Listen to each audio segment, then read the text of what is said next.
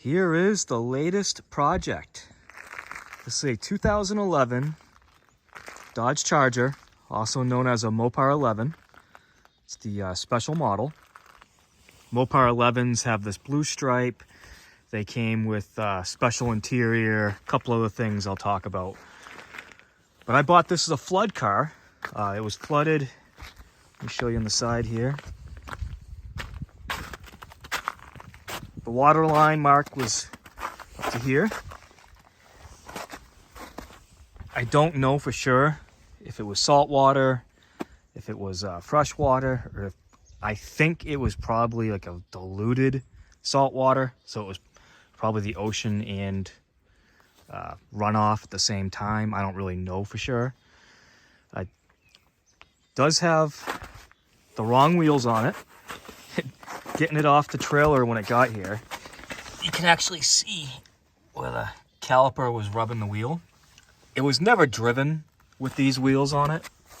But I'm picking up some new wheels tonight that I will likely be putting those wheels on this car, and the ones I'm picking up tonight will probably go on that car. Because I think those are probably nicer wheels than what I'm picking up tonight. That's an all-wheel drive Charger. That one's going to be for sale soon. This one, I haven't decided yet. So anyways, it did flood. It does have some water damage. It does have some corrosion, especially in the trunk. There is a fuse panel back there that it's got a fair amount of corrosion on it. I don't know about the condition of the engine yet. Like, I literally haven't looked at this car hardly at all yet. I've had very little time to do anything.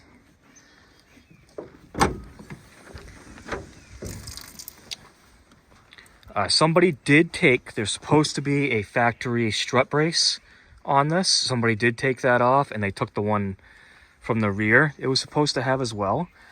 I've heard that MOPAR 11s are supposed to have a cold air intake.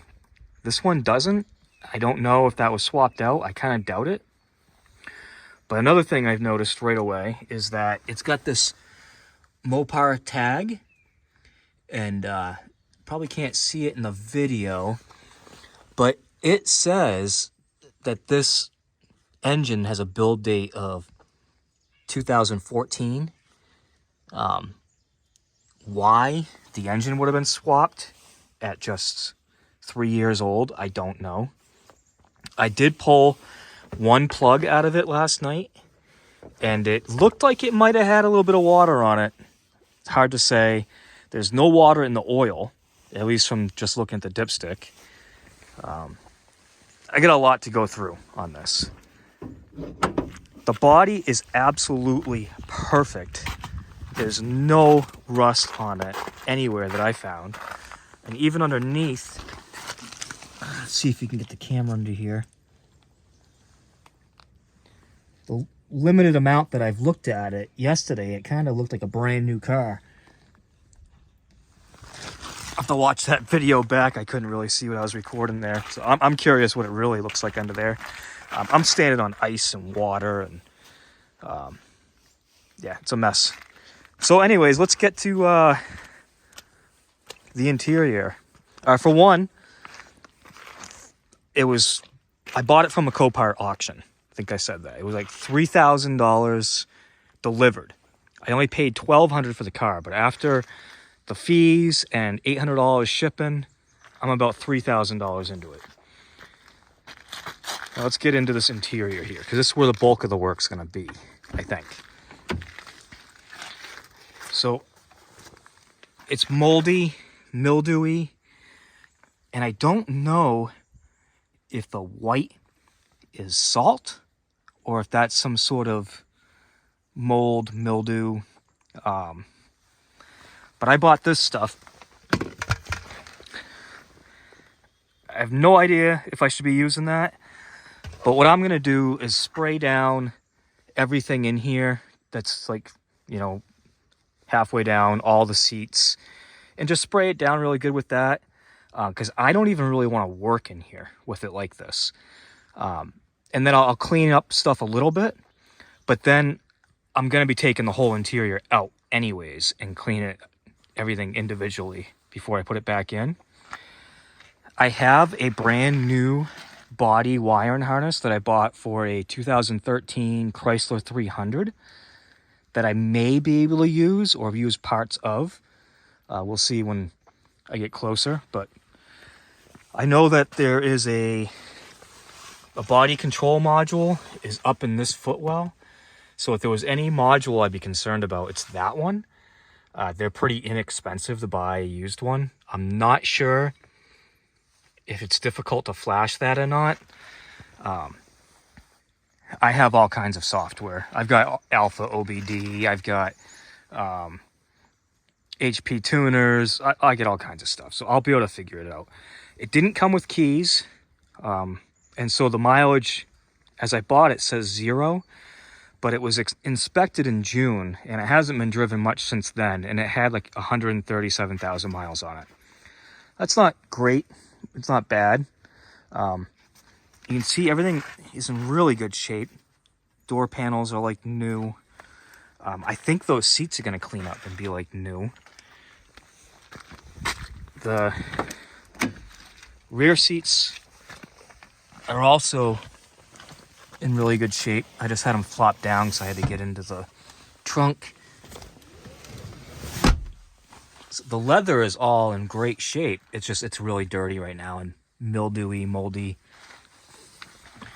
For some reason, the driver's side window is down. When I was looking at the pictures, I wasn't sure if it was going to be down or broken, but it's just down, and the driver's seatbelt was cut. I have no idea why. I'm kind of hoping nobody was driving this car when it flooded, because then I probably will need to do some engine work, but I don't know. Everything's a gamble at this point. I want to get it in my garage, but I don't want to put it in there as filthy as it is. And so I'm going to give that stuff a shot. Like I said, I'm going to soak the seats down real quick, probably leave it sit for a while, and then soak it again, wipe it down, because like I said, I don't even like being in the car. I don't even want to take stuff out of it with it like this. The carpets do look great. And they're not even, it might be a little bit damp. It's hard to tell because it's cold out, but like, it's not like it's all salty. Everything looks really good. So I don't know. Even the glove box, it got a little bit mildewy in here, but not bad. And all the factory books were still good. The paperwork in here. So it wasn't like water was hanging around up this high. But I'm going to hand wash the car real quick before I put it in my garage, because it's filthy. It doesn't look so bad right now being wet. But once it's in my garage, it's probably going to be in there until it's running and driving and comes out. And I don't want to be looking at it like that. So I'm just going to give it a quick wash and spray down that interior, and stick around and I'll talk more about the car later on. All right, it is washed, mostly washed. It's not perfect, but a lot cleaner than it was. Still gotta just spray down the interior. The other thing I forgot to mention of why I was out here washing this car by hand in 38-degree weather is that we've had a few days of it being kind of warm, and tonight it's supposed to drop down to being pretty cold, and I think it's gonna be kind of cold for the next few days. And so I wanted to wash it while I could, because I won't be able to later on. So now onto the interior. All right, I got the interior disinfected mostly. Keep in mind, the idea behind this was never to like clean it and be done. This was to make it not feel dangerous to like open the doors and look inside. So everything pretty much cleaned up. It's still damp. I sprayed everything pretty heavily with that disinfectant spray. So the front came out. So these seats are going to be, when they dry up, they're going to look terrible because all the conditioner and everything's been pulled out of them from being in the water. But they look like they're going to clean up and be like brand new when I'm done. Soaked down the carpet pretty good too. I just didn't want to be rolling around in here with it being, you know, feeling like a biohazard or something. But I feel a lot better about it now. It's pretty clean. See, the driver's seat's gonna look really nice. You know, things are still drying up. All right, I think the next step, I don't know, actually.